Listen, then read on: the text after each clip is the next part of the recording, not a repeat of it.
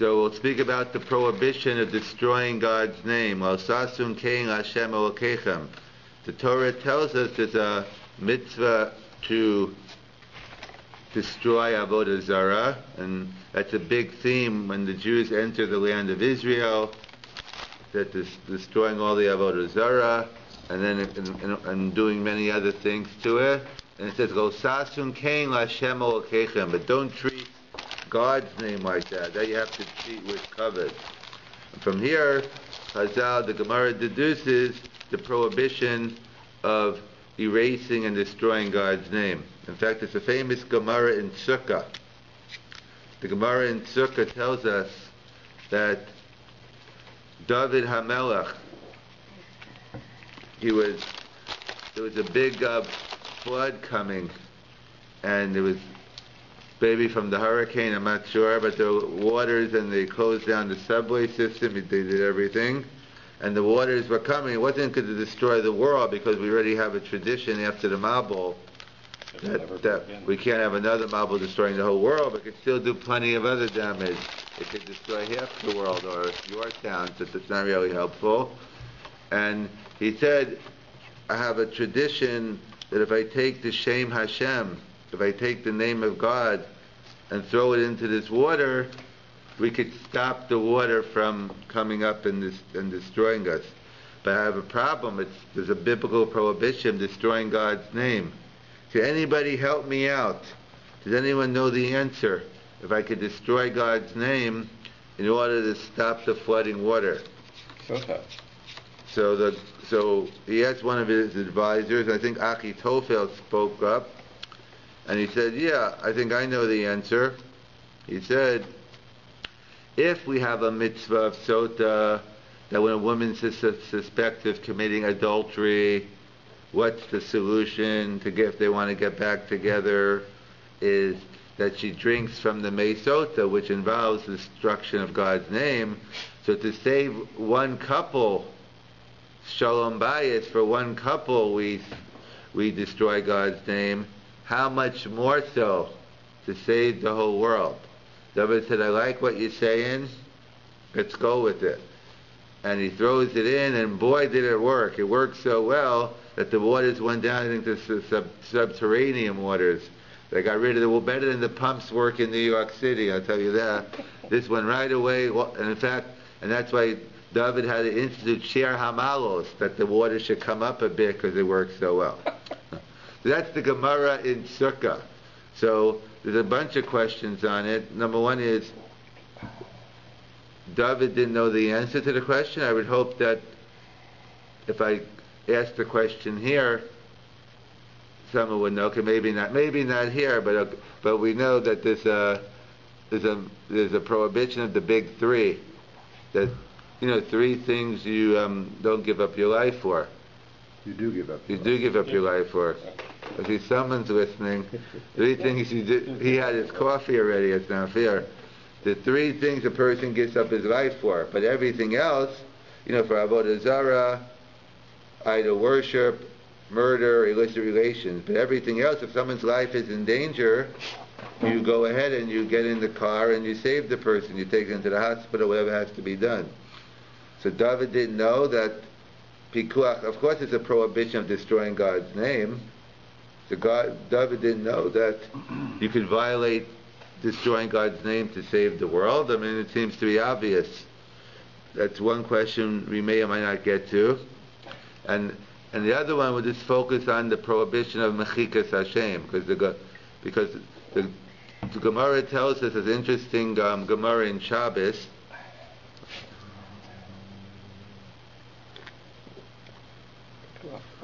The Gemara talks about someone who, they even had tattoos during those days, but the tattoos probably weren't all over the bodies, and they might have had different things on the tattoo. The question in hand was, someone had a tattoo with the Shem Hashem. He had the name of God on him. However it got there is not really relevant now. And now he wants to know about going to the mikvah. Could he go to the mikvah, because the concern is he'll erase God's name. This wasn't a permanent tattoo then, it was just like paint. But apparently, yeah. Because I guess Right, because permanent would be prohibited, but even, right. But at least to be safe from being washed off. Exactly. So I guess it's before they had the lasers. Oh, they don't use lasers, they use just little pins. The pins. Yeah, and put the lasers to remove. Can't they remove? Yeah. I know, I still don't get it. It's very painful. People tell me to put them in. I know a lot of tattoo parlors around, it's very popular. So either way, it's a separate discussion on tattoos. When are they permitted? There are issues in terms of like medical issues. Sometimes you need a tattoo, so that could be discussed in terms of different cancer patients or other things. That's a separate chair. Radiation. Right, correct. But that's not. We're talking about the general prohibition. I guess doing it for recreation, doing it because you like the look, or what's the association with it? You get to go get in the gang, whatever it might take. So either way, you have the Shem Hashem. And so the Gemara says, could you go to the mikveh? So the Gemara, so I think it's Rav Yossi writes that you could go to the mikveh as long as you're not sitting there like rubbing out the name. In other words, so the Gemara learns out that there's a prohibition of mechika b'yadayim. There's a prohibition of destroying God's name directly. But indirectly, if it just go in the water and the water happens to take it off, then that sounds like it's permitted. So that's what they call gram mechika. Gram, for the word grama, indirect. The concept of grama isn't limited to here.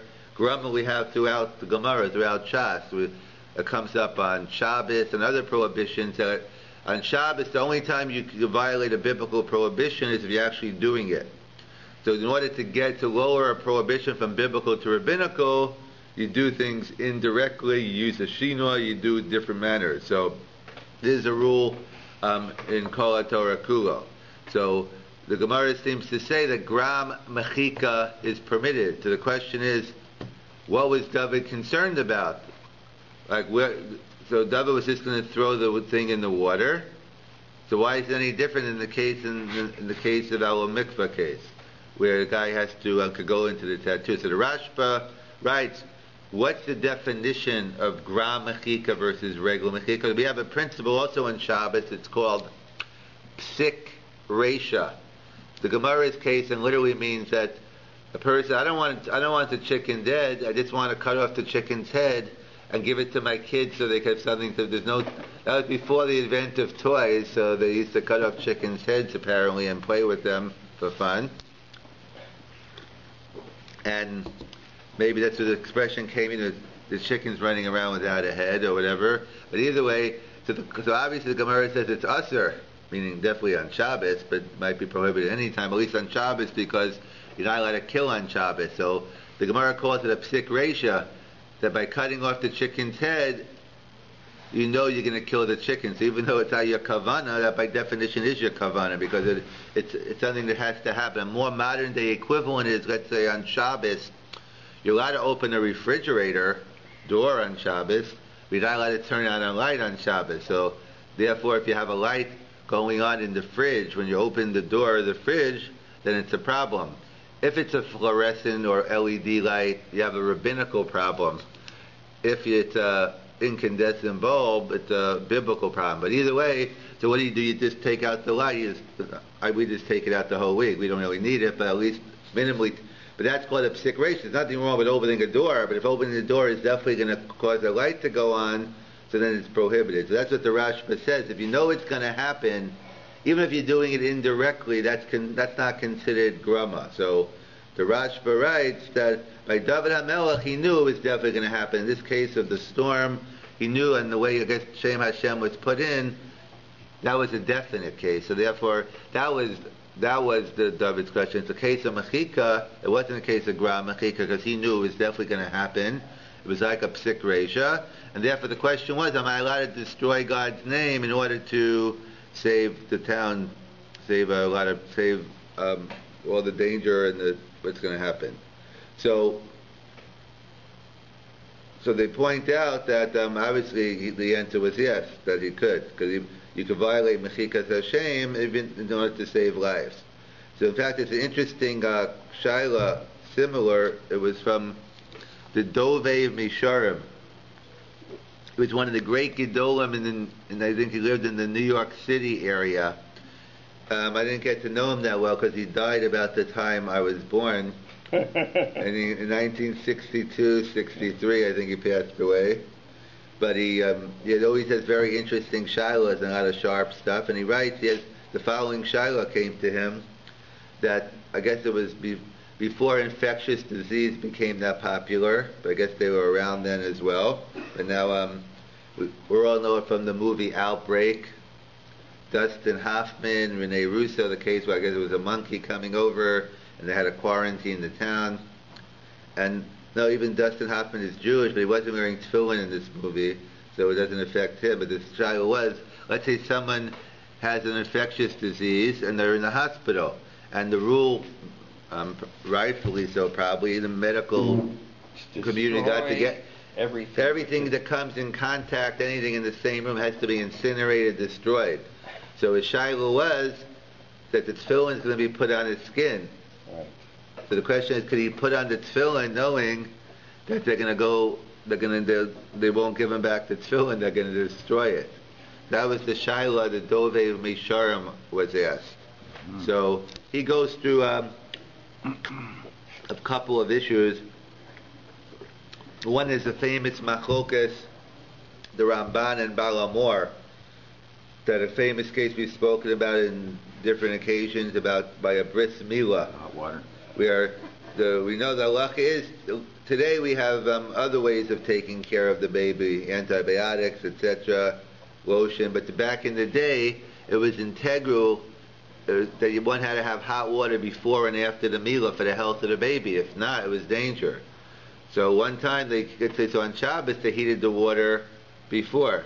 And of course, everyone's standing around, the kids are running around, and one of the lousy kids kicks over the bucket of water. So there's no hot water, and they haven't done the bris yet. If they did the bris, there's nothing to talk about.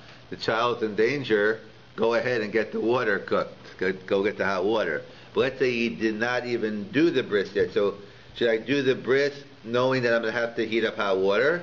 Of course, when I have to heat it, I will be able to do it, but it's something I can't ordinarily do. Could I put myself in a situation where I know I might have to do something on Shabbos, which is usually prohibited, even though in that specific case it wouldn't be, but could I put myself in a situation where I have to do it? So that's the machlokas, the Ramban and the Baal HaMor. The Ramban writes, Ein lecha mitzvah elo l'shaitza. The Ramban writes, we don't have to make cheshbonas, we don't have to make big accountings. Right now, the Torah tells me it's the 8th day I have a mitzvah bris milah. I don't have to worry about what's going to happen. I have to do the bris milah and let the chips fall where they may. If I have to heat up hot water afterwards, okay. That's what I have to do. I don't have to worry about what's going to happen afterwards. And the Baal HaMor says, no, Ezu HaChacham HaRoes HaNolad. From Pirkei Avos, who's the wise person who could see what's happening in the future? And the Baal HaMor says, of course I don't have to make these crazy cheshbonos, what if this and that, but this is pretty simple. I know bris milah, no water, you got to heat up hot water. He says, no, one should postpone the bris until Sunday. And that seems to be the psak in Shulchan Aruch. The Mechaber seems to pass like the Baal HaMor, that one would wait until Sunday. So we see one should not put, this issue could be whether one should put on tefillin in this case where the person has an infectious disease, could be dependent on this issue. According to the Ramban, perhaps, right now I have a mitzvah putting on tefillin. If they're going to burn my tefillin a day from now, a week from now, what do you want from me? I'm not going to be doing it. Or do you say no? You have to look into the future and say, well, this is going to happen. So it seems to be and so I would just add to it, obviously, a lot of other factors, but perhaps is this a one-day occurrence? Is this going to be for the next 10 years this person's living on how long is, you have to weigh all the different factors on the if I never could put on tefillin the rest of my life, are we talking about a temporary thing? There are other factors that could play a role, but based on the Ramban al Baal HaMor, that's one of the issues. But the Dovei Misharim, I think he concludes that one does not put on the tefillin, because if because I think there's a Gemara in Shabbos, also with Elisha, not Elisha the Navi, but Elisha Baal Kanafayim. Elisha was one of the rabbis. There was a decree many times not to wear tefillin. so he wore tefillin anyway, and they saw him outside in the room, and they were chasing after him, and then he took off into a street that was closed off. He had nowhere to go, and then so right before the soldier came, he took off his tefillin. I guess he didn't notice the arm tefillin covered up, and he just put it in his hands. The soldier said, "What do you have there? What are you talking about? Where? I don't have anything. Open up your hand." So he opened up his hand, and miraculously it turned into a bird. Yeah, some type, some type of bird or something. So the question is, so they just get into the question: why number one is, if it was do you risk your life in terms of putting on your tefillin for that? That gets into whether it's shas or shmad. But the question was, so over here we see that Elisha didn't want to. He didn't. Instead of leaving his tefillin on, he knew what would have happened. They would have taken the tefillin and destroyed it. So he took the tefillin off himself, implying that it's better not to be wearing the. Really, the mitzvah of tefillin is to wear all day. We just wear it for davening, but the mitzvah is every day. But part of the mitzvah, so we see he took off his tefillin because he was afraid it was going to be taken and destroyed. So someone is from here we see better not to wear the tefillin if you know that it's going to get destroyed afterwards. Others could say but what do you mean? We should destroy the tefillin. It turned it into a bird. But obviously that was a miraculous thing, and the assumption being that maybe, which I'm not even sure, that the Gemara doesn't go into, did it turn back to tefillin after? And the question is that kosher tefillin? Because maybe that's not kosher tefillin anymore. Sofa didn't write that tefillin. That gets into a whole separate discussion we're not going to go into today, but maybe further up on that. But that's why he seems to conclude that not to put it on. But again, I think there's many factors involved depending how long we're discussing. So that's why. So David HaMelech, his problem was, he said, it wasn't a problem of gra mechika because David knew it was going to happen, and therefore he wanted to know, could I violate mechikas Hashem? And the answer was yes, if to save one family, one husband and wife and kids, shalom bayis, is enough. Certainly saving many people from death, it warrants it. So we asked, so very good. But what was David's question to begin with? Didn't David know pikuach nefesh, doches hakol, pikuach nefesh destroys, pikuach nefesh, saving one's life supersedes all the mitzvahs except the big three. And it didn't sound like there's one of the big three here. There was no avodah zarah going on, gila, rayis, or etzicha. So some want to point out, I think the Aruch Hanir writes, it was a case of, we have another principle sometimes of b'makam chilul Hashem, that to avoid a chilul Hashem sometimes, so chilul Hashem is kind of like sometimes set up at avodah zarah, and therefore b'makam chilul Hashem, when it's permitted to, if it was going to be a chilul Hashem, it almost has like a din of avodah zarah, and therefore perhaps it was prohibited. But the answer, we'll have to go into. I'll just touch on it now, but maybe I won't. But what we'll have to go into next time is perhaps it was different here, because if, let's say, there was a big tornado warning, water's coming, and what were you going to do? It's Shabbos now. What are we going to do? Let's go build a fence. Let's go build sand. If you do something derech hateva to protect what you're doing, then it's a no-brainer. If you're stuck on a desert island and all you have is McDonald's, so you have to eat. But here we're talking about, it's not. Last I checked, that's not the normal procedure. When you have a flood coming, you take God's name and throw it in the water. So we're talking about a derech segulas fashion. So that's going to be the shayla we'll go into next time, or some future date. Is by allowed to violate a biblical prohibition in a non-normative fashion? That's the question. If it was if that was the way to stop floods, then there wouldn't be a question. Throw God. But if it's a non-proven scientific and normative way, so we're going to go through different cases in the Gemara where the shayla comes up in terms of whether to violate nothing, so big deal. If you're not violating anything, so why not do it? But in the case where, as we'll see, you have to eat treif to do it, you have to, you might have to violate too much kohanim. Those are different examples we'll discuss. That would be the shayla. So that was David's question. Of course I know pikuach nefesh, but what if it's in a case where it's derech segula, am I still allowed to violate the biblical prohibition, machikas Hashem? If it would have been the normal way, then yes. But since it's derech segula, that was a shiloh, we'll have to go into it.